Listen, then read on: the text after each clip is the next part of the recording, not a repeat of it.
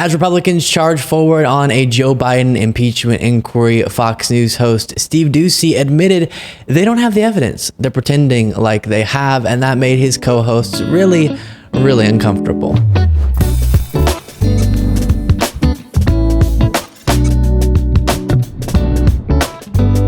Well, it's been a while since I've covered one of these Steve Doocy going off script for a second and making his co-host wince moments, especially Brian Kilmeade. He always gets very annoyed when Doocy has temporary moments of sanity. This, of course, coming from Fox and Friends on Fox News. And this one is particularly funny to watch. Before getting into that, please make sure you are subscribed to the YouTube channel. And if you would hit the like button, that would be wonderful.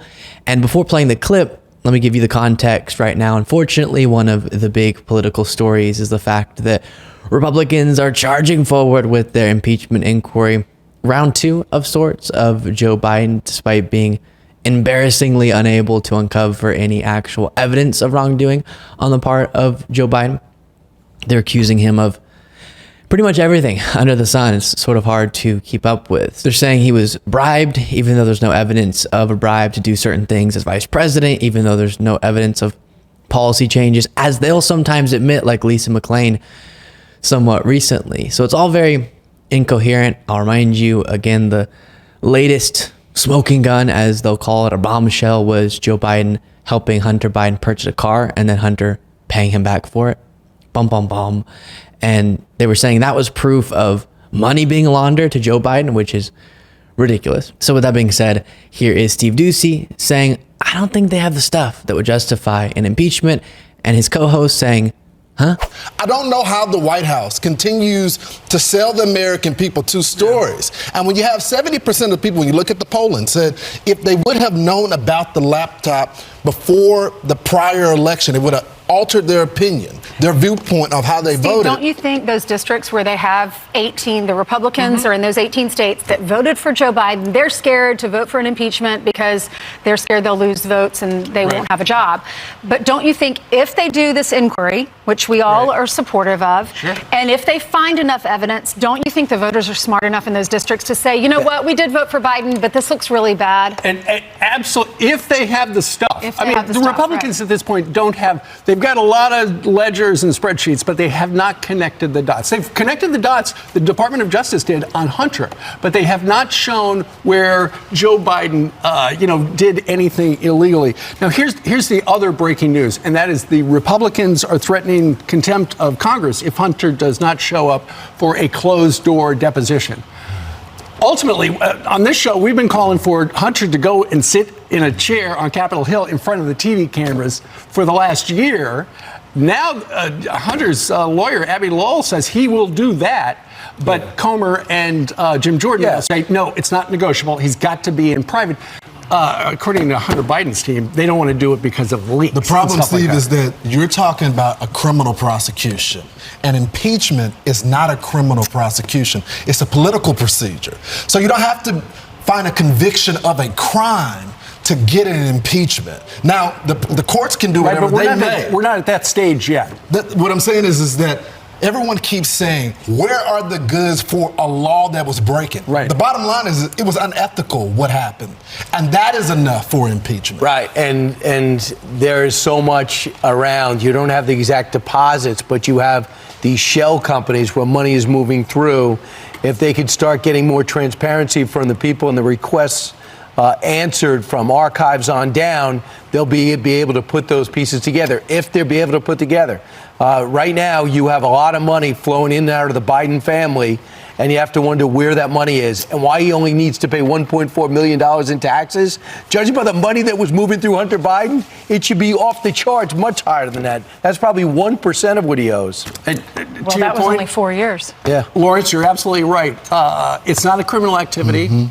And impeachment is a political finding, ultimately. And if they decide if they don't have the stuff, but they decide to try to impeach him anyway, that could be trouble for those 18 Republicans. It's just priceless. Those moments are wonderful. I'll put up next to me a video of Brian Kilmeade's face zoomed in on it while Steve Doocy's saying, they don't have the stuff. And you can tell in Brian Kilmeade's face, him thinking, Steve, what are you doing? Our audience might actually learn something this morning. Accurate. Now, of course, Steve Doocy was correct in saying Republicans don't have the stuff. Now, he's still supportive of the inquiry, obviously. Otherwise, he'd be kicked off that show. But he's willing to at least admit they don't have the stuff, despite Republicans insisting otherwise. And to the other co-host's point, he said something like, it just needs to be unethical for Biden to be impeached. They're accusing Biden of being bribed. That would be a crime. Now, yes, you would not need to wait for a criminal conviction on that to impeach a president, of course, but you would need proof of bribery if that's what you're accusing him of. And if the closest thing you have is Biden loaned his brother money and then got paid back for it, or helped his son buy a truck and got paid back for it, you're not even in the universe of bribery. And by the way, the fact that Republicans don't have anything on Biden seems to be causing them to push even more wacky, incoherent theories. We talked about last week the fact that Hunter Biden was indicted for tax evasion in California. Sort of expected. We had reporting beforehand indicating that was going to happen. And the response from me and many others was, heck yeah, uphold the law. Even if it's a Biden, it's really that simple. I will note, because of all the right-wing theories about Joe Biden that are baseless, this has nothing to do with Joe Biden. It's Hunter Biden's issues. And again, hold him accountable. And Republicans have been perpetuating for some time now the idea that the DOJ is protecting Hunter Biden. But then he just got indicted for a second time by that DOJ, the first one on a gun-related charge and this on tax evasion. So, Maria Bartiromo has an answer for our confusion. I'm just wondering if the timing of this indictment on Hunter Biden is a partly cover-up, because the DOJ had this information. They've been sitting on this for a long time, but they decided to indict Hunter Biden the weekend before he was supposed to go under oath in a closed-door testimony. So I guess how their narrative still makes sense to be saying the DOJ is protecting Hunter Biden by indicting him twice is it's a strategically timed indictment to continue covering up the massive Joe Biden crimes that we just can't find. What if Hunter Biden just did some things wrong and now he's being held accountable for that, and Joe Biden, like a principled president, isn't interfering with the prosecution of his son? It's a little bit simpler of an explanation than Biden's directing the DOJ to indict his son to cover up his own crimes and also still to protect his son in this 4D chess sort of way. By the way, James Comer tried to push that similar nonsense idea during an interview with Jake Tapper on CNN, and Tapper wasn't having it. And my concern is that Weiss may have indicted Hunter Biden to protect him from having to be deposed. Yes. In the House Oversight Committee on Wednesday. He indicted him to protect him. Yes. The classic rubric. He indicted him to protect him.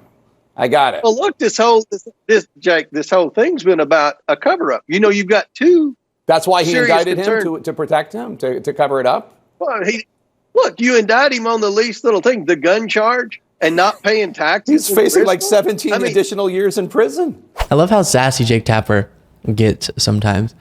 And that is how hosts should treat people they're interviewing when the person perpetuates such illogical nonsense. I will keep going back to, though, when we see all of this and think, why would they keep embarrassing themselves and charge forward with a baseless impeachment after so many investigations that turned up nothing? It's because all of this actually is achieving what they'd like it to. You're seeing headlines like this: CNN, House impeachment inquiry enters crucial week as Republicans prepare for key vote. NBC, House Republicans unveil resolution to authorize Biden impeachment inquiry.